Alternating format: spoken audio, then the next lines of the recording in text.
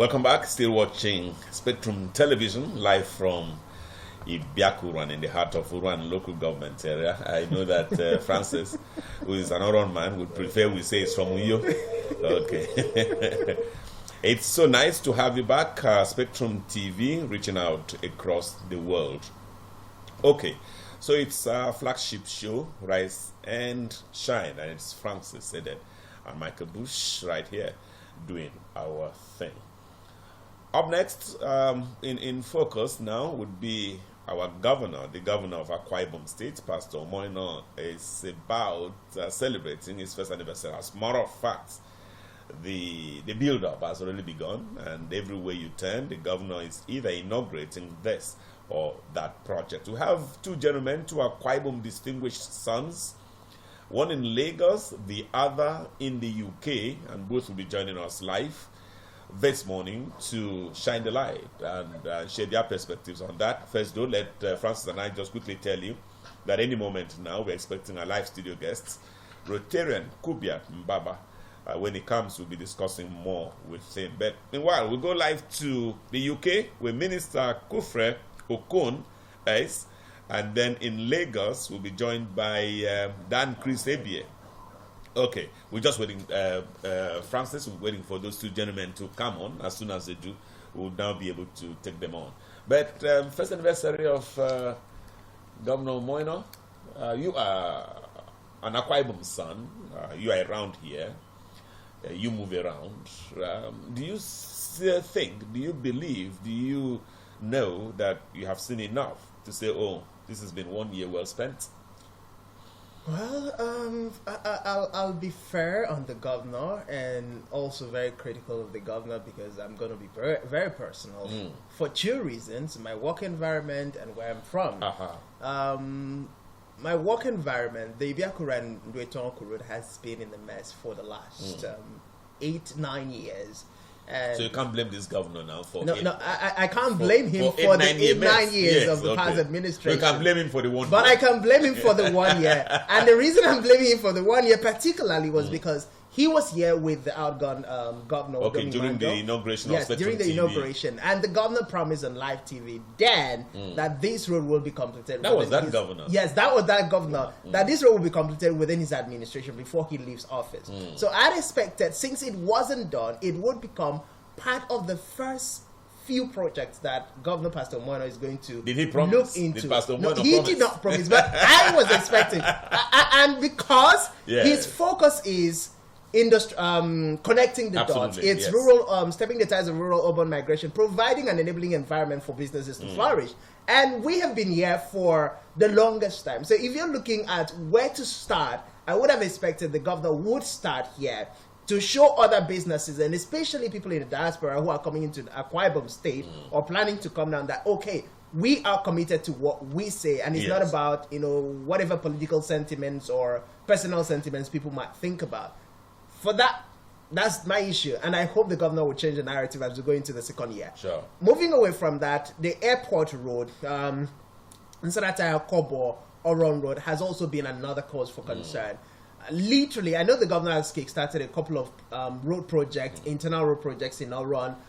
There have been some medical projects in Oron as well. I commend the governor for that.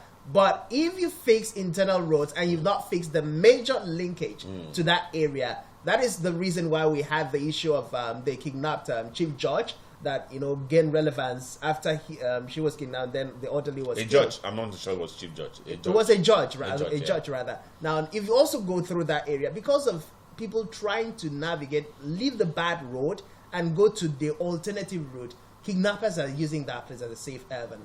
And if we get the road fixed, if the governor is able to get the road fixed, we are going to avoid all of those issues that is happening almost on a daily basis. I mean, it's not all the people that get kidnapped that are makes it to the news. But then, outside of that, you're looking at investing in the elderly. I give it to the governor. He's made some great improvement, even though some of the people would say, oh, that's not a culture, that's not a way of life. I personally wouldn't take my mother to the elderly people. I can take her out for a few times just to spend time with the people within our peers, but to go and leave her there, definitely not working for me. But The governor has made significant achievement in that area. You go into the area of agriculture. We've seen some initiatives that have been kickstarted by the governor. They are commendable. Now, that leaves us with the question of how many of these people who have actually benefited from the project will be patriotic enough to utilize the funds they have gotten, utilize the seedlings, and then be able to do what they're supposed to do with these resources for the betterment of Akwa Ibom State. You leave agriculture, women initiative, especially the one that was recently launched in partnership with the wife of the president, the first lady of Nigeria, Senator Luremi Tinubu. You go into the loan, low interest loan that was announced for traders when we launched the food voucher or food policy at the time market. That was another way, because we know what our women and traders go through to get high interest loans from individuals who exploit them. So you find a trader who is going to the market, but every day of her life she's selling to pay back a high interest loan. So that for me was another milestone. And there are other things that the governor has done that is worth commending. I just like the fact that you're quite balanced, Francis. I like it, and perhaps the governor should also start looking at your way to make it one of his mouthpieces. Yes, because I mean, very balanced critique, and that's just essentially what is absent in this country. Terry, what about our guests? Are they ready? Can we go to Lagos? Can we go to the UK? Okay, so Dan Chris Ebie is a big boy. He plies his trade in Nollywood, and it's very nice for him to join us. Dan, good morning from Ibiaku Urwan in Urwan local government area of Akwa Ibom State. A very good morning to you, dear great Akbarawa Michael Bush. I'm right here with Francis. Can you hear me? Yes, we can hear you. Can see you clearly. I'm here with Francis. Francis, you have been with Francis a number of times.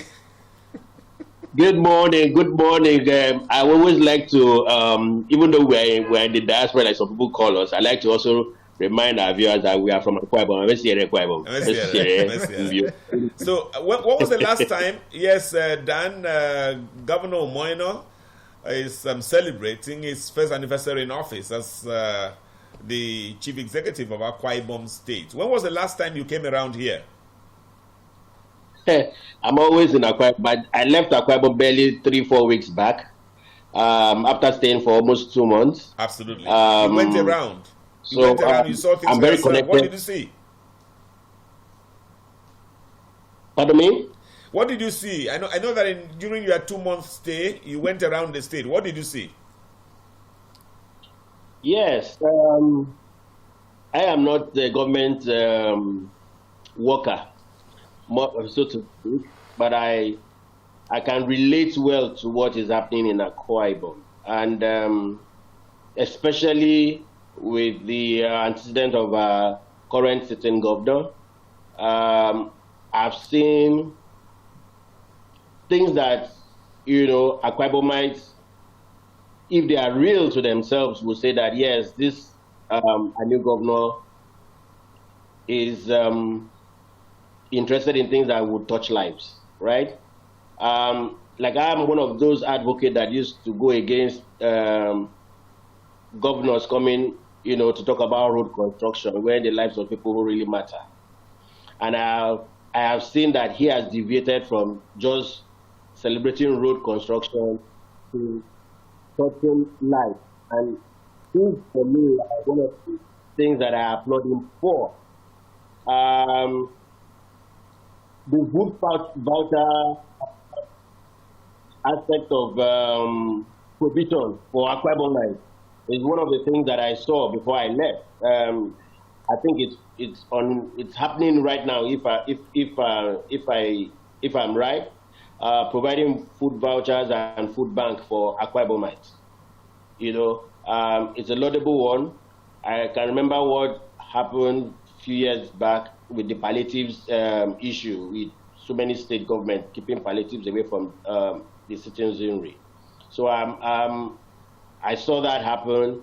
I also saw the fact that he's also interested in making business, those who have small business enterprises, have funding from the BOI intervention funds that he's also has put in place. These are some of the few things that I've seen, amidst the limited resources that he has. Let's not forget that, because I know that I know sometimes we are not allowed to, say things the way they are. But I know he's not having the kind of funds that he would love to have to be able to do more. But I know that with the little he has proven and has shown that he's really, really interested in the lives of the ordinary Akwa Ibomite. Dan Chris, I know that Francis is in haste to take you up, but if you say, this is just by the side and could be taken in the lighter mood, but if you say that the governor, Francis, he doesn't have enough funds with his humongous war chest, so to speak, then what about us? What about that media group? What about you? If you say that the money, the humongous funds at the disposal of the governor is not enough, what about us? What will you say are honest? But that's just in the lighter mood, Dan Chris. Francis is up next. Yeah, Francis. Well, Dan, I know that in our conversation, the primary focus has been the entertainment industry.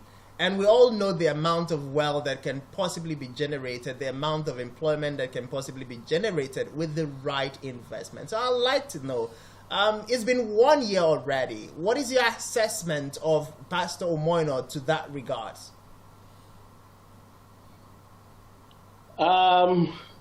Nothing serious, I would say I've not seen any serious involvement in the sector yet, and I know that for sure that there are things in the pipeline.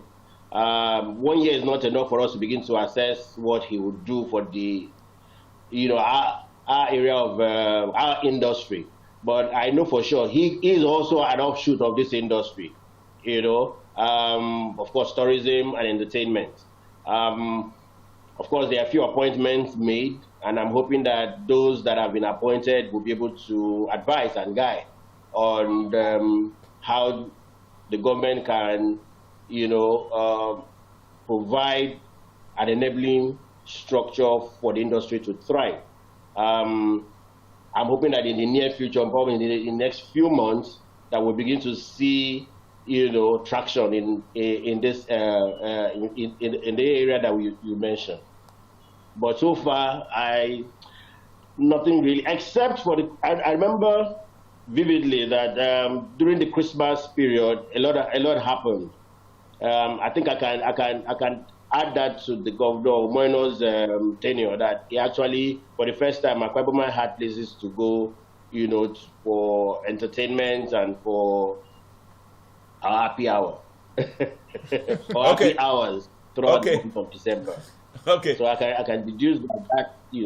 Yes. Dan Chris, because of time and the lack of it, because our main studio guest is already in the live studios, we'll just round off now with you by asking you, in what area or areas do you want to see improvement as Governor Omoinor graduates into his second year in office? I want to see more traction in the business area. Let people begin to look away from government, because over the years, a lot of people have been, if you're not a politician, you cannot actually make it, as an Akwa Ibomite. I am hoping that the Bank of Industry loans that will be made for small business enterprises can kick off. I know there's a concerted effort in that area so that people can get money and invest, in businesses, that would create more value.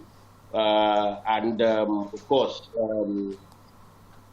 give credence to the fact that people can actually get to do something, without having to look up to the government. Okay. Secondly, I'm also looking at agriculture, which is also he's working on, that more Akwa Ibom should go back to the farms, and provide opportunities for, they should provide opportunities for mechanized farming tools, implements. Okay. Dan Chris, because of time and the lack of it, we just must call it a day here. We're here. I'm here for another 10 working days. And I look forward to bringing you in from time to time. I really look forward to having you. Yeah, Terry. I'll be glad. Yes, well done with the good work. Well done, Francis. And Well done. You people are giving us hope, from diaspora to know that, there's a reason for us to come back home and support what the government is doing. Absolutely, fantastic. And we will do that. Dan Chris Ebie, live from Lagos, Nigeria, Nollywood Big Boy. Nollywood Big Boy. I really like Dan Chris. Dan Chris loves Akwa Ibom. We're going to go on a short break, and when Francis and I come back, we'll be joined live by Rotarian. Kubiat Mbaba, big boy in the property, is that how they call it? Property sector? Real estate. Real estate, yes. That's the big word for it. Real estate. And also a big boy when it comes to charity. His work with Rotary Club is well noted. But let me also warn us, Francis, once we come back, we're going to be joined live by Tansio 102.7 FM and Planet 101.1 FM.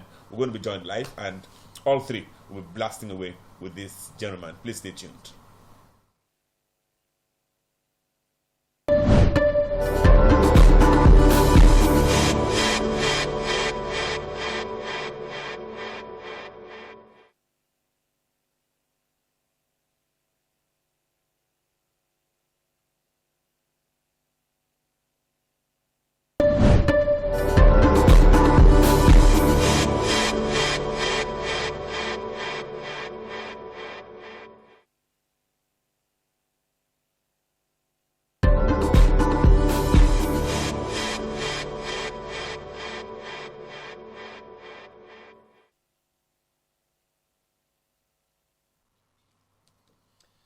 Welcome back, and still enjoying the services of Spectrum Television from the heart of Ibiaku Urwan, in the heart of Urwan local government area, which itself is in the heart of Akwa Ibom State, in the deep south of Nigeria. My name is Michael Bush. Francis Edet is here with me. He's the one showing me and teaching me the ropes, and I'm just following.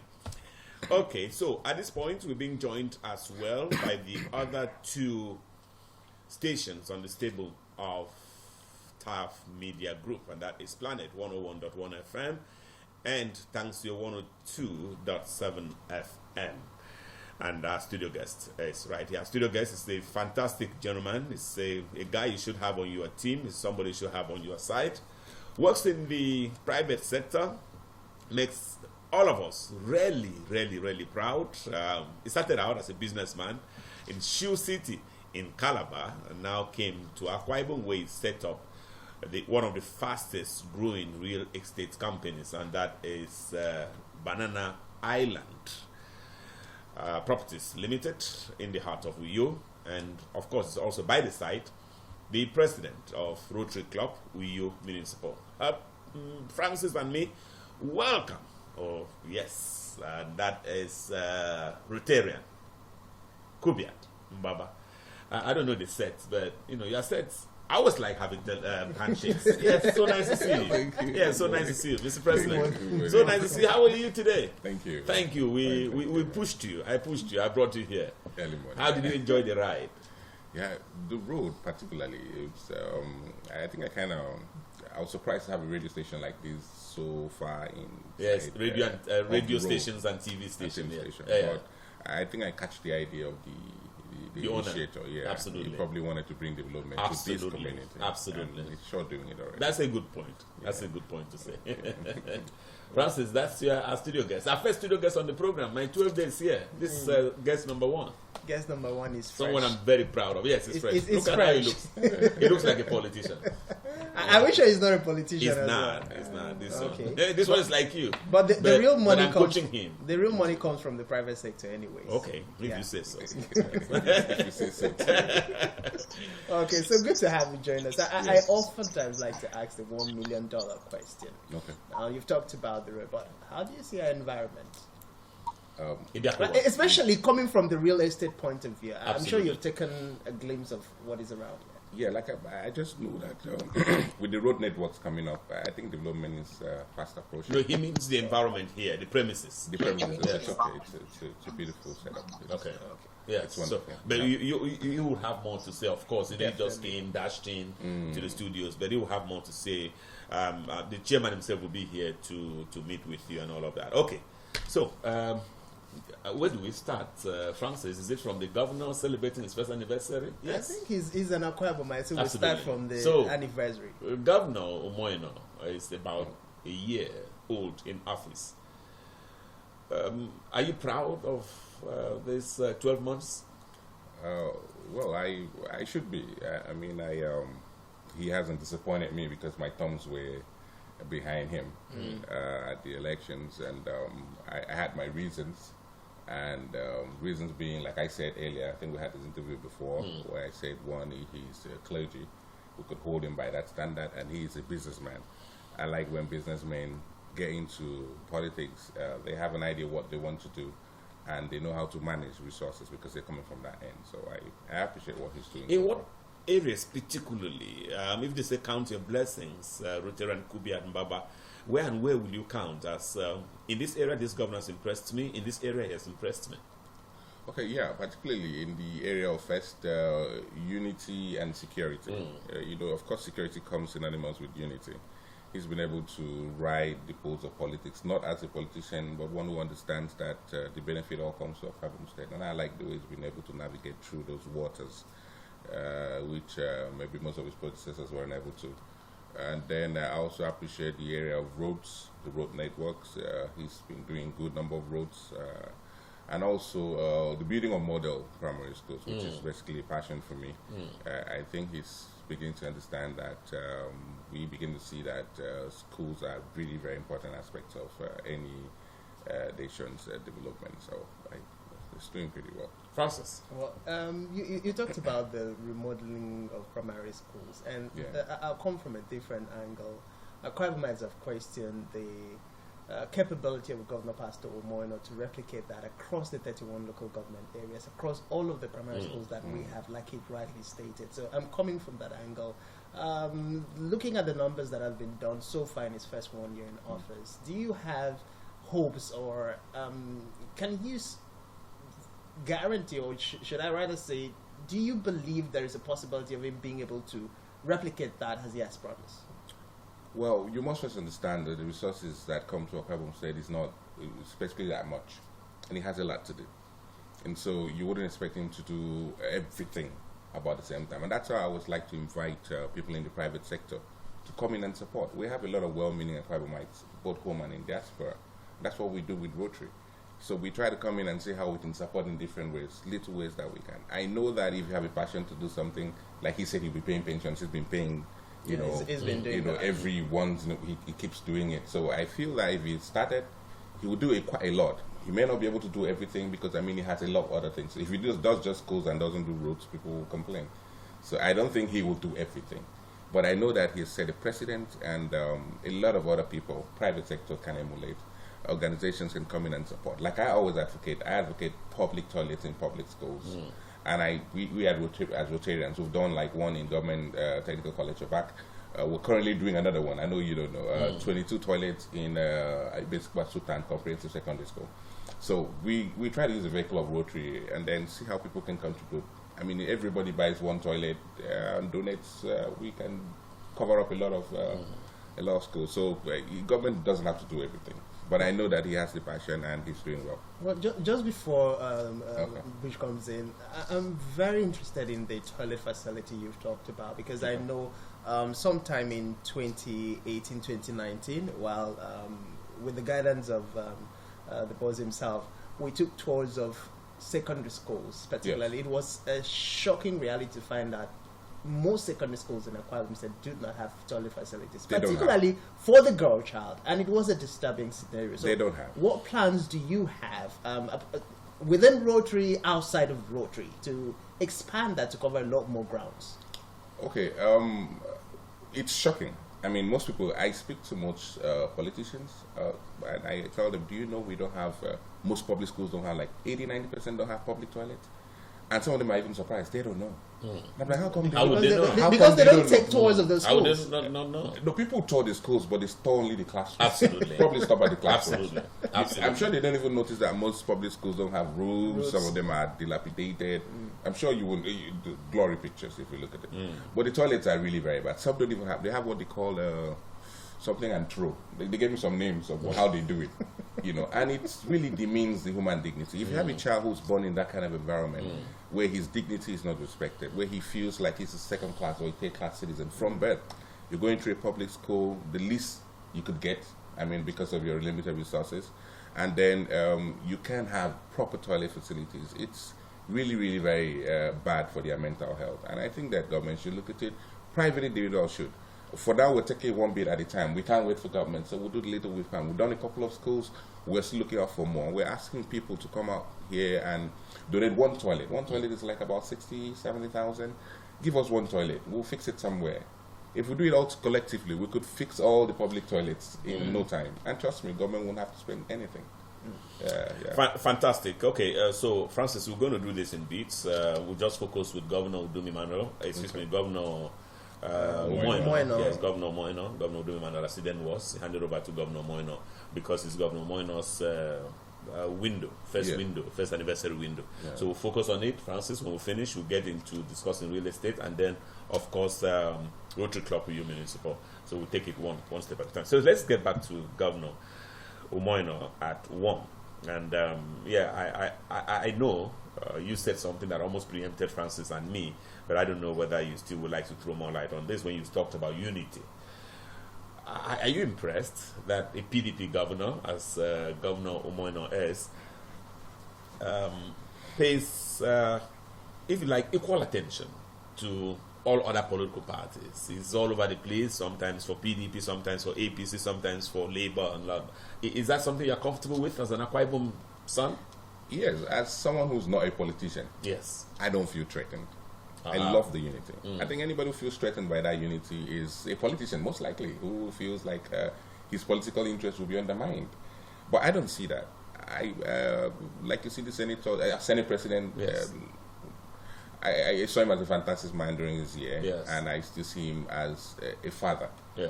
And I love him for the things he does. And I haven't seen Pastor Moino try to, mend fences and all that. Beautiful sight when I see them. I feel like they're working all for the good of the Akwa Ibom people. Yes. And I really appreciate him for that. I just want to dwell on that before Francis jumps back in about the Senate President. Everywhere you go, people speak highly of him, and it's been 9 years since he left the office of governor. Why do you like him? Well, I haven't had a chance to meet him before. Oh, I haven't even when you say direct benefits, because he was someone who gives so much, and I yes. So I haven't had any direct benefit, but I speak. So when people began to speak bad of him, I was like, I don't understand. Why do people pick the fingers that fed them? I didn't understand all of that. I'm not a politician, so maybe they had a reason. But I see him as a fantastic leader. I see him someone who has human heart and human conscience. If people were able to do maybe even half of the things he did, and the kind of heart he had, I think would have gone a long way. Most of the people he touched their lives weren't able to replicate them. Have the kind of heart he had. But he's a wonderful man. Rotarian Kubiat Mbaba and Francis said that Francis, unfortunately, when they call us, they don't add any titles to us. Join Rotary, you have a title. Okay, so but I'm of Lions Club. There's no Lion Michael Bush.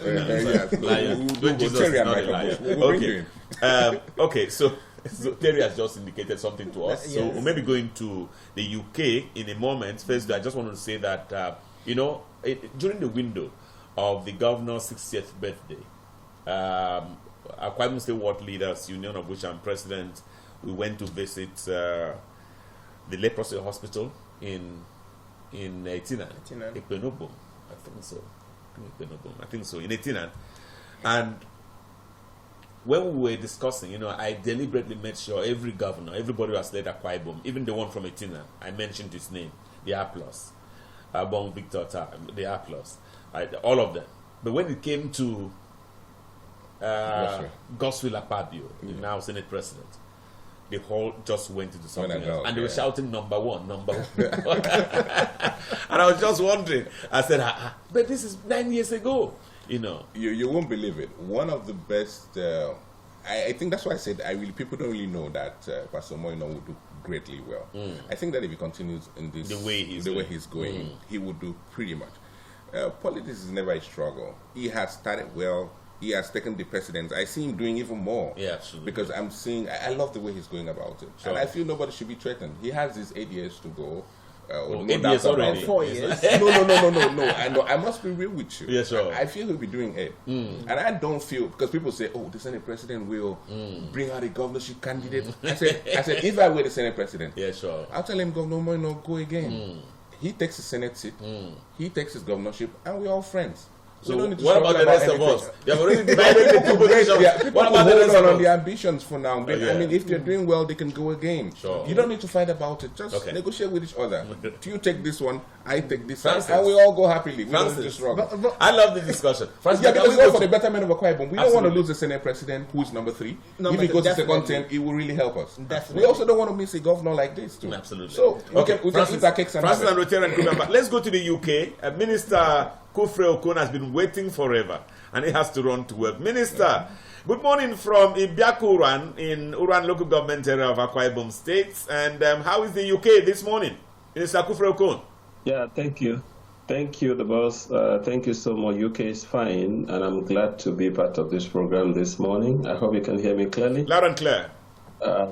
Yeah, I'm speaking from London, the UK, and it's been a nice one hearing you guys out there, and I've been looking for this kind of opportunity to say a few things about my state, about Governor Moino.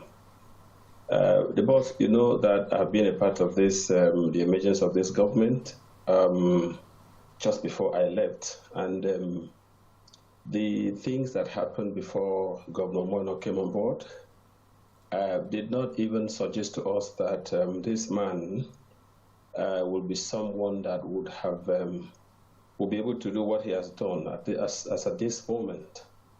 The shaking the table, you know, creating issues, courts and there and that before he came up, even after he came on board. And so it's very surprising and shocking that a very short time within the time he has come on board, that he's been able to impact. And just last month I was in Akwa Ibom State before coming back to the UK, and I was shocked about a few things that I saw, because I never expected that the governor was going to do that. I don't know, people have talked about the area of peace. You know, I call that stability, being able to navigate his way, his leadership, in such a manner that he's able to give Akwa Ibom State stability between his leadership and the leadership of the federal government. You know, before now we could have been hearing issues here and there, but such a thing is not there. And to me, it's very impactful on the government of Akwa Ibom State. You know, when I came into Akwa Ibom State, I never expected to see a few of the things I saw, like there's a road, there's a linking road that links to the airport, you know, a road that is constructed in addition to what Udom did, which has given people nice access. It allows the passers-by to navigate their ways freely without a problem. I asked, is this what the governor has done? And said, that's when I started looking deep into the things that the governor has done. When I came in, you spoke with me, I told you I lodged at Atiku Abubakar New Point Hotel. And I was surprised that that road that used to be a place, when I drove in before I left Akwa Ibom State, that road, I could, my car was stopped. But as at the time I came back, the small car we used was able to navigate that road very well. You know, even if the other side was blocked and one side was used, I can see the vision, the leadership, I mean, the consistency, I mean, the idea of the governor in the making sure that we can go into what I call people-centered programs, things that will touch the common man, which is actually what I'm interested in. The boss, let me mention to you that one of the things the governor did that really touched my life when I came in, I've not met him, and if I'm fortunate to meet him, I'll say the same thing to him. when that young lady died in the water while they went for shooting, the lady that the makeup artist, the lady, that young lady. Because that lady was a member of my church, my congregation. Oh. That lady was the third best youth presenter in the church before I left to the UK. And I was shocked that such a death happened just like that. And when I heard that the lady was buried beside the sea, I was shocked. I said, why? What? The next morning, I heard that the governor stood up and I saw the governor went to their house, the governor went to this place, and before you knew it, the governor had to do something that has touched the life of people in that very family, And it is only important to say that if we give the governor the good ground to operate like we did with other persons, this governor is going to do more than we would expect he could do. I think he's highly focused, the boss. Okay. I'm here with Francis. Francis is my co-anchor on this program, and I'm also here. We have a studio guest. I'm sure you are able to see him from London. That is Rotarian Kubiat Mbaba, who runs an real estate firm, and also is the president of Uyo Municipal for Rotary Club Nigeria. Okay, but both of them will have a word or two with you and all of that. But I just wanted to take you up when you talked about being in London and having come here and then gone back. What is the reception of? Is that the way to ask the question? How is Governor Moino known within the Akwa Ibom population in London, and if you like, in the UK? Yeah, here in the UK, where I stay, we have a good number of Akwa Ibom people who are coming here. Some of them came, people who came to study, some of them came to work in several aspects of life. When the governor started, the way we discussed here, we never thought that something very good was going to happen.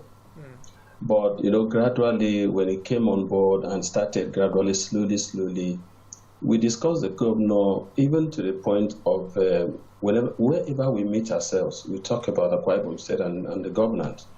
And people from Akwa Ibom State here in the UK have been able to see a line drawn by the governor and the possibility of Akwa Ibom emerging, to become somewhere that somebody can talk about.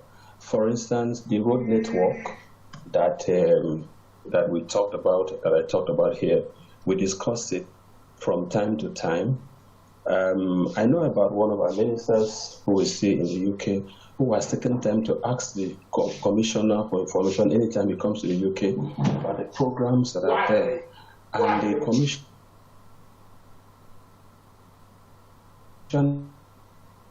seem to be having some network. Okay. Fantastic. Okay. Minister, can you still hear us? Okay, there seems to be some network misconnection. That will definitely probably wrap it up with, once it gets back. But let's come back to you.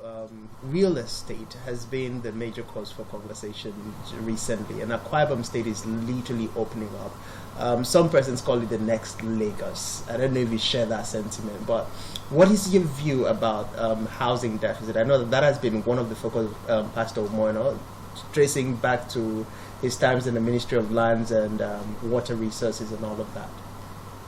Well, we're doing well. We're trying, but we still have much to do. All government is supposed to designate new areas, put up road networks, and estates will develop. But we're doing well. I think one of the things we are really looking at is not just houses, but beautiful houses. There seems to be a constitution in Akwa Ibom State that some hidden constitution that all story buildings will have 2 pillars in front. Have you noticed? An unwritten constitution. Like that of the British government. And all story buildings must have 2 pillars in front. So we call it the 2-pillar state. It's funny. It's funny in the real estate world. It's a laughable thing. But I think we are trying to come in with luxury and premium houses, beautiful houses, That's what we're trying to do too. So how's your company doing, Banana Island Properties Limited? What kind of name is that, by the way? Well, I think we just want a name that's synonymous with luxury, premium, and all that. And we like beauty. We like security and all of that. It comes with everything. How long has that been on the ground? Well, we've been here over 4 or 5 years now. Wow. How's business? We're trying. We're thriving. It's not easy. Our business in Akwa Ibom State is getting a little tough. Not just in Akwa Ibom, I think with even all aspects. It's like every time a businessman wants to breathe, something new happens. Like now we have the electricity tariff where you have to pay through your too much. It's not even through your nose. You're paying through everything now. You would get bills of millions of naira, and you'll be wondering what happened. And it's prepaid, so you have to pay for it if your service has to go on. So it's not easy, but we're thriving. How do people take advantage? How do people avail themselves of Banana Island Properties Limited? How do people come to you? How do they reach you? Okay, yeah, we have phone number. We're on the billboards too. We have our estate, but we haven't started selling because we want to have a green estate. We want to have something very different. What does that mean, green estate? We want an estate that is eco-friendly, where you won't have anything that would affect the ecosystem. So you could have biogenerators where your stuffs will be converted to gas and like electricity. Your waste. Yeah, your waste, and all of that. So we want to have very eco-friendly estate. So we haven't started selling. We don't want to sell because we don't want to sell to people. They made us start building whatever they want to do. So we want to do that. But for now, we're currently just selling properties within the estates. Okay, so I'm intrigued about the green environment, protecting the planet, because right now, even the last press day, we talked about press for the planet and protecting the environment. But I'm coming from two angles. First is the angle of affordability, because recently we had the fact that the federal government spent billions of Nigerian money to construct real estate houses across the country, but they're lying in rot as we speak because of the prices. So is your service, your estate, are they affordable to Nigerians? They're quite affordable. They will be. But you see, we have to find a way to give our people economic power. For instance, if the seaport was working, probably might have a lot more money in the pocket. I think we all depend on what the federal government sends to us. We tend to be very dependent on. We should find ways of creating income. If we start generating our electricity and supplying neighboring states, if we get money from there, if we start doing this and that, it's just creative ways of raising funds within our local economy. And then once we do that, we will boost the incomes, per capita income of our people, and then we'll be able to afford a lot of things. The affordability level will increase. I think that's just about it, yeah. For the houses you see in rot, I don't know why it is so. But I think there's more to it than just those houses just staying in rot. I think there's more to it. It's either the projects were not completed for the people to take over and start using it, or the contractor had to come there with part of the money and so told them it is finished when it's not finished and it was paid off. If you go into uncompleted building, you see people still living in it illegally, you would say. So there's never supposed to be an empty building. We need houses. We need a lot of houses. So I think there's more to it than you would. The billions, maybe something was wrong with it. But let's not go there. Not for today. Let's just before I allow Mr. Bush to come in, a little more into the business environment. Okay. Right now we're talking about all kinds of taxes. You wake up today, there's another tax. You wake up tomorrow, there's another tax. How is the tax or the business environment generally in Akwa Ibom State? Well, it's not that bad. Akwa Ibom is LEO friendly. It's not that bad. Probably if they come up with a unified tax, this thing with all taxes for everything spread into one account and all of that, they could do quite better. But man, Akwa Ibom is not that bad. Other states really, you won't be able to survive. You would really have to back off. I don't want to mention names, but I know states where most of the companies are closed down because of taxation, and multiple taxation at that. So tax is even the least of problems right now for a businessman. in Akwa Ibom State. I think the other problem, like I said, the light thing, which is like the new kid on the block. the new kid on the block. Yes, Rotarian Kubiat Mbaba is still our studio guest, live here on Spectrum TV, on Planet 101.1 FM, and thanks to you, 102.7 FM. I'm reaching out to you from Ibiaku Uruan, in the heart of Uruan local government area of Akwa Ibom State. Francis Edet and myself, Michael Bush, just trying to push the buttons of the discussion. Okay. So, something Francis mentioned to you just before we went on air together, Rotarian Kubiat Mbaba, about Governor Moino. He's celebrating the first anniversary, and we're just using the window to look at many of the sectors, housing-wise. How strong is Governor Moino? In terms of? Housing. Housing. He's trying. I know I've heard of an estate that is coming up somewhere outskirts of town. That's in my village. Right? Yes. So Rice Estate, something like that. Yes. So for me, I can't exactly tell.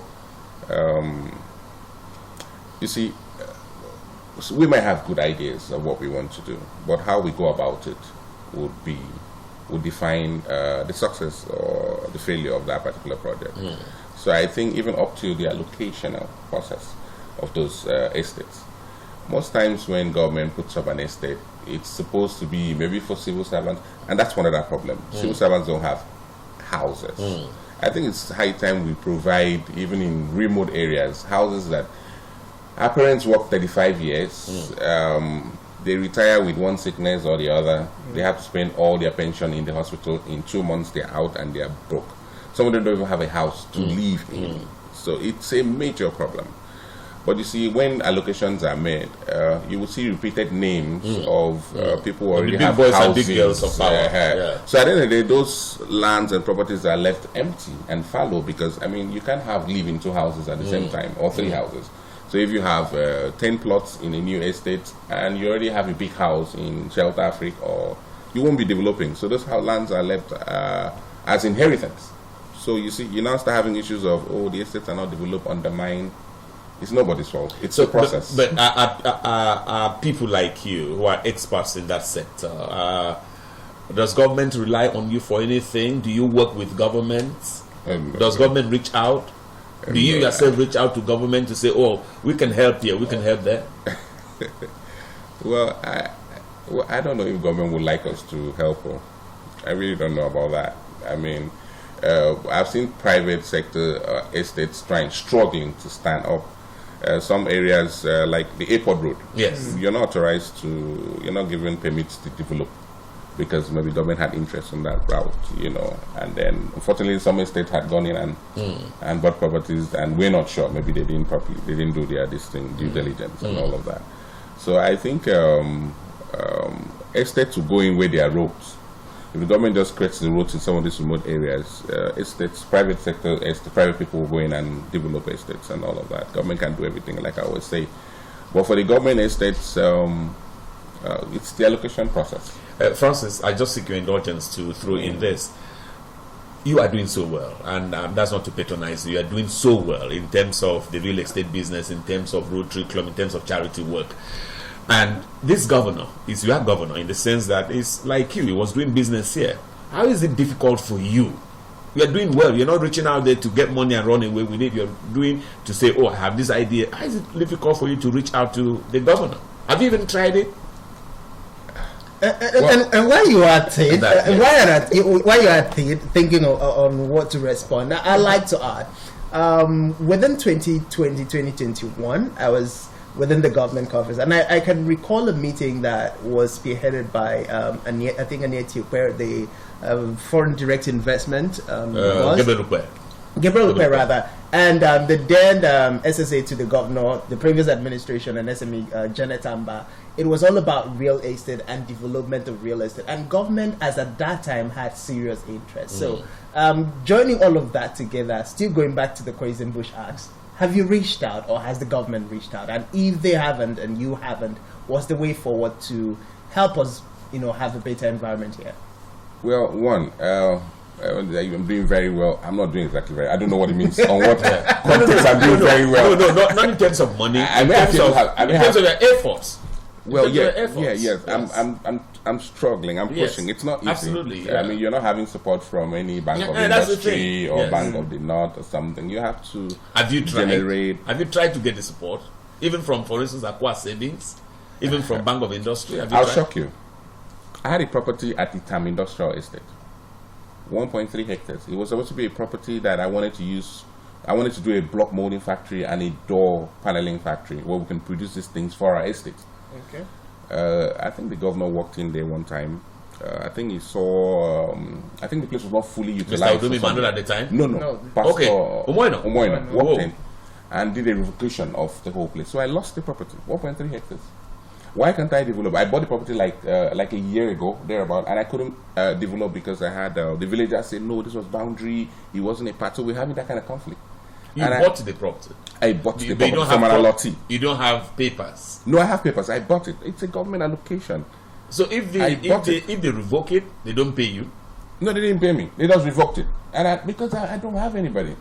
I don't know anybody. No. And I reached out to one or two, and it's like I don't know. You see, it is who speaks to the governor. I wouldn't, but I didn't hold that against him. I understood the fact that that place has been left fallow. And trust me, even if the relocation process happens, it's why is it fallow? People should ask questions. But this is a different system. We're not going. We just don't sit here to inform the people. We also sit here as well. These 12 days that I'm here to also help our people. That is great injustice. If you give me a letter, if you give me a letter, I'm speaking with you now. It's you that I see. I don't know others. If you give me a letter, I'll get it to the governor directly. No, seriously, because I mean that cannot happen to a private person. Well, I lost millions of naira, and what will I do? I had friends who had properties there who said they started selling their stuff and said, no, we can't do that. This government can just come in and revoke anyway, and we'll go. Please get me a letter. This governor is different. I can tell you, it's different. I recall when the governor revoked that. I think it was shortly after he made an announcement for a production company along Kafarobe to relocate to the industrial park. It was shortly after that he visited, and that statement was made by the governor. But if people with good intentions, yes, I understood. With good intentions. But you see, there's a difference between someone who was allocated the property and he kept it for 15 years, with somebody who went in and bought the property like 6 months ago with the intention to develop. Do you understand? It's and the government doesn't have this information. If there was that kind of process where they would say, okay, those who are allotted who haven't done for 10 years, fine. But someone who just bought, I'm a private sector individual. I saw the place at an industrial estate. The light supply there is wonderful. And I said, okay, it will make a good factory for me. Let's just do it later. And then I go in and acquire. And just when I went to do my fence work and clear, I wasn't allowed. The villagers didn't allow me. They said the place was part of government, but it's not. It's just at the border anyway. But you know, that kind of thing. And then I reached out to literally a few friends that I could talk to, and they said even they themselves are. No. But you know now, let's just do it. Some of them have access to power. They will be able to take care of their assets. But me, I don't have. I'm just the. Let's just do it later. Because this governor, I want to say it, and I want to say it for the records. This governor is different. He would not. He would consider that an injustice. He would say, "Did you let me know?" So just do me a letter, and even the others can also do a letter, especially those who were not within that 10-year gap, 6 months, 2 months. No, just tell him, Your Excellency, these are my papers. This is how much I bought it. He could look at it the second time.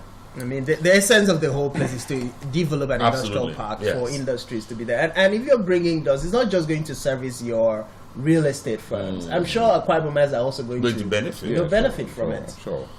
Yeah. So so there's also the story.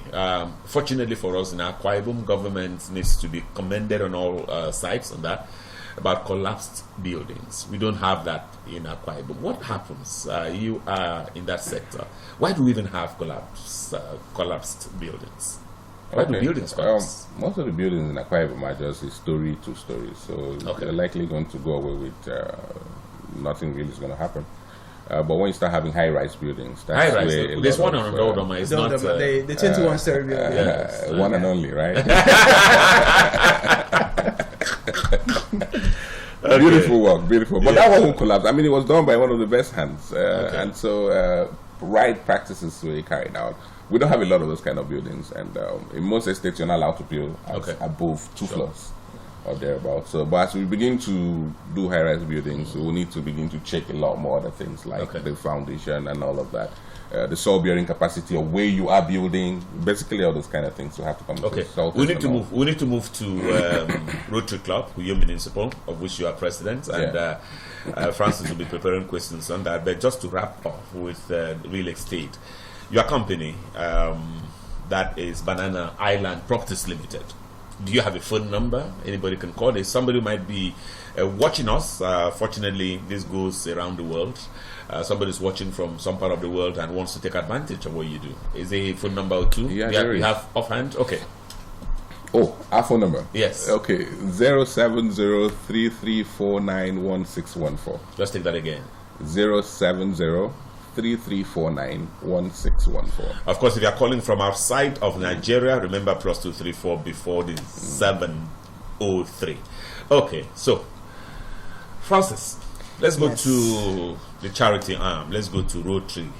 Well, I think on Rotary, I'll start from still the toilet facilities. Absolutely, yes. We should have some footages from our back. Yes, I sent. Yes, sure. So from the toilet facilities, I don't know. Apart from, how do I even come from here? I know that I've been to 1 or 2 Rotary events, and it's all about giving back to the society. So, first question: what is the strength of Rotary Municipal? That's Uyo Municipal, and what is your plan for the year? Because I know you have plans covering the year. We are in the month of May. What is the plan for the remaining months? Okay, I as president, I'm currently even rounding up in June. It's always a 1-year tenure. We've done a couple of jobs. We've done a couple of. I think we did toilet facility. I think one thing that exposed me was one of the first projects I did. We did a toilet facility rehabilitation of a maternity ward at Nomodo, Public Health Center at Nomodo. We commissioned that last year. It was surprising to also see that a public health center didn't have a toilet facility. It's a big problem. The public health facility, yes, did not have a toilet. They were using what looks like a latrine, and really very bad. You see the pictures with the glory. And then they didn't even have a delivery couch, so they were giving birth on benches. And so it was really very bad. Public health center. No, that was my first project. Whoa. So we gave them a toilet, we gave them a bathroom, we renovated their maternity ward. We gave them a delivery couch. We gave them stuffs, and we made it happen for them. They were excited about it. I think the chairman of Ibesipo, the lady she was there to commission on that day. And then we moved to public schools because it's not been easy. Government Technical College has benefited 6 brand new toilets. Currently, we're doing 22 toilets at Ibesipo, at Sultan Comprehensive Secondary School. Yes. I think it's, I don't know that village name or something, somewhere around. I thought Terry was even supposed to take us to Government Technical College at back. He's on it. Okay. He's going to take us. Okay. So, and then people ask me, people even tell me, where do you come from? Because they want to know, like, why are you not doing your village? Absolutely. I said, I come from Uyo. That's I can't afford in particular. Yes. We're lucky we're in the city. So we have to go out there. And all of that. So it's just, I think we can do this together. If we're determined, we can do it. And I say we can do it without government. If one person gives Rotary Club 1 toilet, just donate to Rotary 1 toilet. Just 1 toilet. We could have 100 people. We'll be fixing it. We'll do the rest. For us, we're a club of 32. We have more than about 10 Rotary clubs in Akwa Ibom State. And let me even remind you, we're on our district conference currently. We're having a district conference. This event today? Yes, by 10 o'clock. I'm a discussant. Elima Event Center. Yes. Yes, it's happening today. We have a representative of the ARA International. He's here. Hans Golten is a Rotarian. He's been sent by ARA International to come in and be with us. Your district governor, Rotarian Akanema, did not allow me to sleep. At 3 a.m., he was on the phone with me about that event. So I really look forward. And I was telling him that he has to get you here. You must come for this one. Okay, so, something that Francis... So let me add, yes. Quick one, before I forget this thought.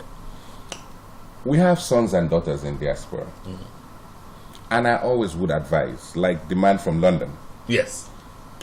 Let him join a Rotary Club in London. Rotary Club of whatever, Manchester, Rotary Club of...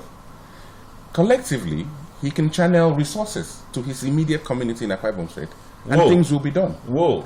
So only because, most times they don't have projects to do. They are in developed societies. So they could sit down and say, okay, we want to do a model school in Ekbenukam.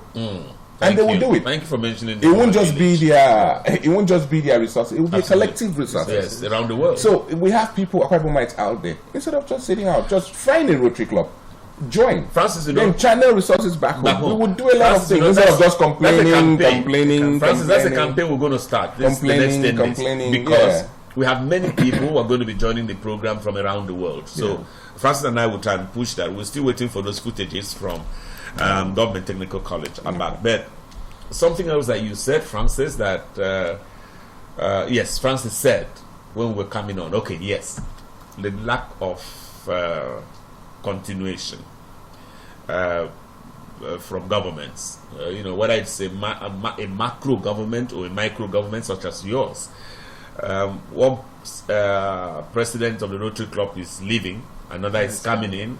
He could come and says, what is toilet? I'm not interested in that. So why don't you personalize this? Why don't you're moving away, fortunately you're still in that sector, in the real estate sector. Why don't you take that as your own project, a personal project, so that we can run with it? Because your successor can come and say, no, I don't want to focus on this. Why can't we personalize this? Well, I think that's the difference with Rotary. And that's why I feel like anybody who wants to support can come in through Rotary. Rotary is a body that is well organized and they have the right intentions. You remember, we're not doing this for profit. Absolutely. So when any government that comes sees a laudable project, they're interested in continuing. Usually the problem is the resources. So if we keep putting in the resources, I'm just going to step down as president, but I'm still a member of the club, Rotary Club of Uyo Municipal.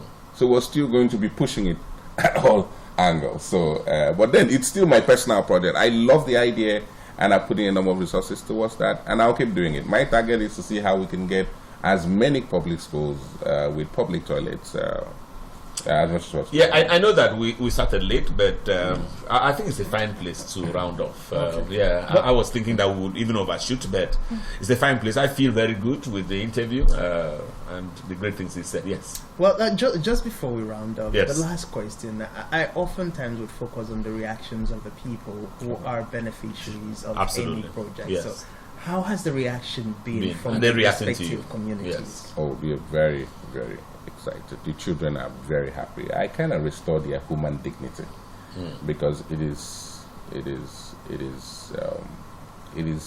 I can't see my children. When what pushes is when I go there and you see the toilet they are using, you would weep.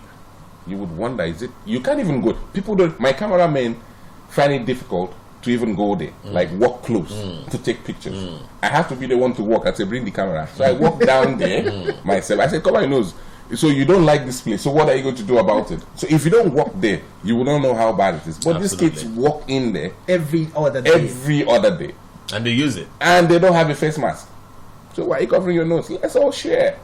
So I think it's it has sustainability. Yes. It's just about humans being human to other humans. Okay, we need to go. We need to go from here. You are heading straight to Elima Event Center. Elima Event Center, where the district governor of the district conference is taking place. But it's under the auspices of the district governor. Yes, District 9142. Yeah, District 9142. I'm not retired. You know this. Yeah, you're a Paul Harris fellow. Yeah, sure. You know Michael Bush is a Paul Harris fellow. He has contributed at least $8,000 to the Rotary Foundation. Absolutely. He's a great giver. Very nice.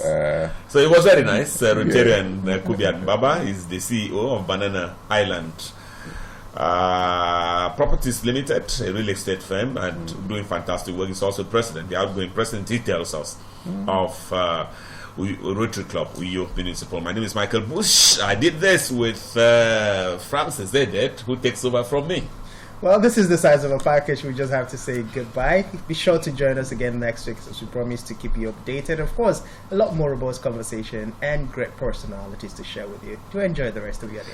Goodbye from Ibiaku Urwan. Goodbye.